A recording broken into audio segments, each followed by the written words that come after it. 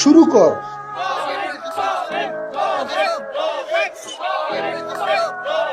কি রে, রবিন ভাই তো তোর থেকেও বড় আম খাদক। আগে জানতাম না তো।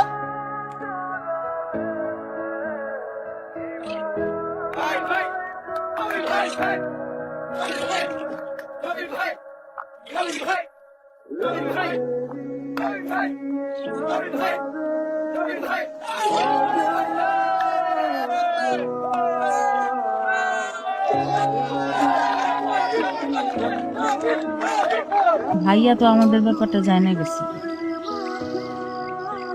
কি কও? ভালো হয়েছে বুঝছো, মানে কেউটা তো জানা লাগতো না। আমি কইতে গেলে কেমনে কইতাম বা কি ভাবছে জানা গেছে। ভালো হয়েছে না? কিন্তু আরো একটা ঘটনা ঘটছে। কি? শোন, আম হইতেছে একটা দেশ থেকে বুঝছিস।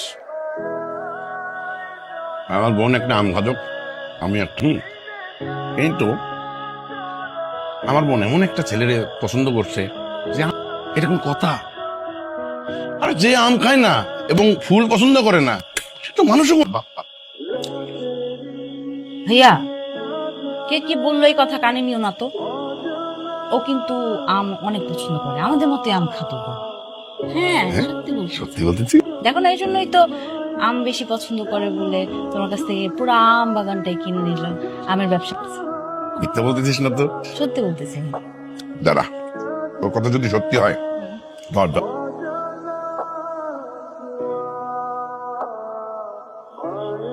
এই তোকে মাঠে আম খাওয়ার প্রতিযোগিতার আয়োজন কর, সারা গ্রাম মাইকিং করে দে।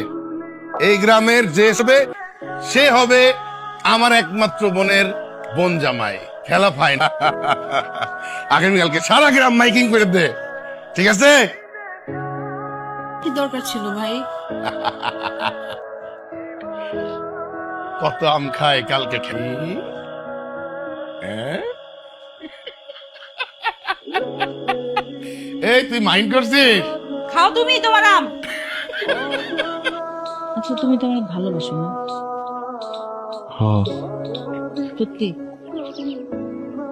খালি একদিনের জন্য হইলো খাওয়া। না বুঝতেছো তো, আমার ভাই যদি একবার কিছুটা না। জানি আমি কোনো কিছু বুঝতেছি না। আমি খাইতে পারি না। আপনি আপনি কোনো কথা কইবেন কেন?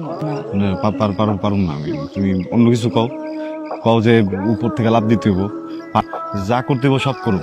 বিষ খেলাইতেছি, আমি আম খেতে পারুম না। আমি পারুম না আম খেতে, কোনো কারণ নেই। আম মুখে দিতে গেলে আম আম আম যায় না, গলা দিয়ে নামে না। কি কারণ হবে? মানে আমরা তো, দেখো তুমি আমার বলবি না, আমি খেলে অসুবিধাটা কি বলো না। আর বাবা জিগাও না তুমি আমার কি কারণ। কোনো কারণ নাই কইতাছি না, তুমি আমার কথা বুঝতে না, কারণ নাই।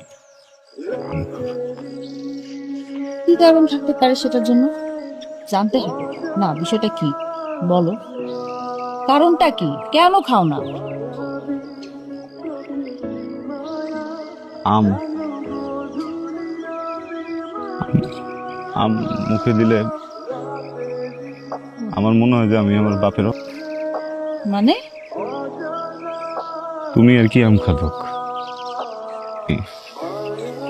সকালে দুপুরে রাইতে 3 বেলা ভাত খাই আর না খাই। আমার বাপের আমের বাগান ছিল বুঝছো, প্রত্যেকদিন আম খাইতাম। মৌসুম প্রায় শেষ, সব আম বেচা হয়ে গেছে। বড় একটা গাছের আম ছাড়া ওই পর্যন্ত তো আমি উঠতে পারি। হঠাৎ করে একদিন আমি আমার আম্মারে ধরলাম যে মা আম খামো। আম্মা কিছু কইল না। আশেপাশে লোকজন যারা আসছিল সবারই কইলাম যে আমার একটা আম পয়রা দাও, আমি একটা আম খাই। কথা শুনবো না। আমার বাবা ছিল হাটে, হাট থেকে আইলো। আমি যে ধরলাম আমার একটু এখান থেকে আম পয়রা দাও, আমি আম খামো। আব্বা বললো যে বাজান এত এনে উঠা যাইবো না, তোরা আমি হাট থেকে আম এনে দেবো না। কেন যেন ওই দিনকে আমি ধরে বসলাম যে না, আম খাইলে আমি এই গাছের আম খাবো না। তুমি ওঠো, গাছে উঠো। আমার আব্বা আমার অনেক ভালোবাসত বুঝছো। আমার চোখের সামনে বায়া বায়া গাছ উঠলো, এক ডাল আর এক ডাল। এর উপরে আর এক ডাল। আমি আব্বারে করতে বললাম, আব্বা ওই ডাল আরো উপরে যাও, উপরে গেলে আমি মিষ্টি হইব, তুমি আরো উপরে যাও। আমার আব্বা আমার দিকে হাসলো, আরো উপরে গেল, আরো উপরে। ঠিক আছে না, পা পিছলে নিচে পড়ে গেল আমার বাবা। আমার মাথা ফাইটে গেছে, মাথা দিয়ে গল গল করে রক্ত বাইরেছে। আমি না ডরে কারো ডাকতেও পারতেছি না, আবার ডাকি সবাই মনে আমার মারবো যে আমি কিল্লেগে আমার আব্বার উঠতে গেছি, পারতেছিল না, বুঝছো, খালি কাঁপতেছিল না, আমার দিকে চায়া ছিল। আমি তারপরেও কাউকে ডাকি নেই, আমি আব্বার কাছে কাজ করতেছিল না, আমি খালি দূর থেকে চায়া ছিলাম। আমি আব্বারে বাঁচাইতে পারিনি, আব্বারে মেরে নিয়েছি আমি।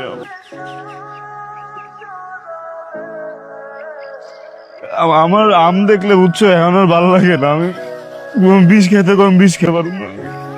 তুমি আমার এগুলো আগে বলো নাই কেন? তো আমি তোমার কখনো এই ব্যাপারে জোর করতাম না, জানতে চাইতাম না, বা আমি আজকের পর থেকে আর কোনোদিন আম খাবো না। আমি ভাইয়ারে বলবো এই সমস্ত কম্পিটিশন এগুলো সব বন্ধ করতে, যেমনি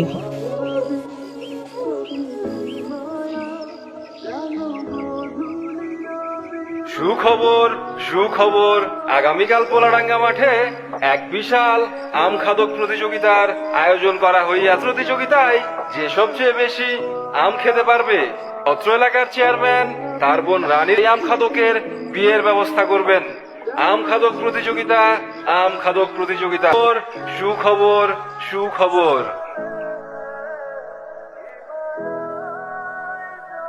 কিরে, রবিন ভাই তো আসলো না। দেখ ওই যে উত্তর পাড়ার মজিদ, করা লাগবে। সাইজ দেখছস কি খায়?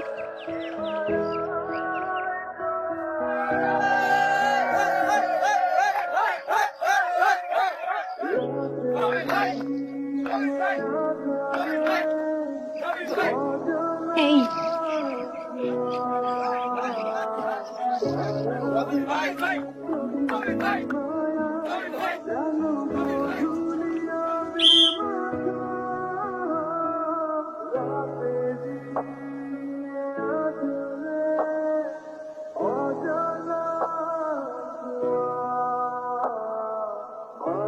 শুরু কর।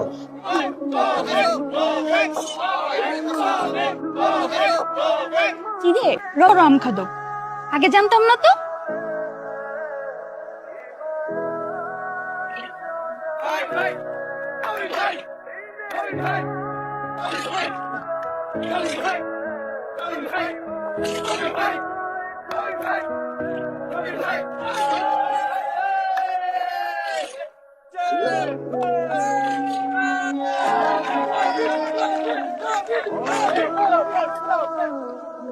প্রিয় ভোলাহাটবাসীর, এই আম খাদক প্রতিযোগিতার চ্যাম্পিয়ন হয়েছে রবিন,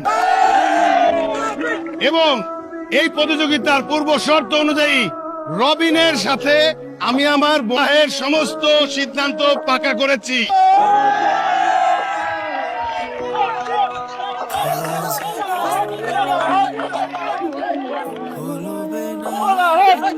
আমি এখন আপনাদের সবার সামনে আপনাদেরকে সাক্ষী রেখে রবিনের হাতে এক করে দিচ্ছি।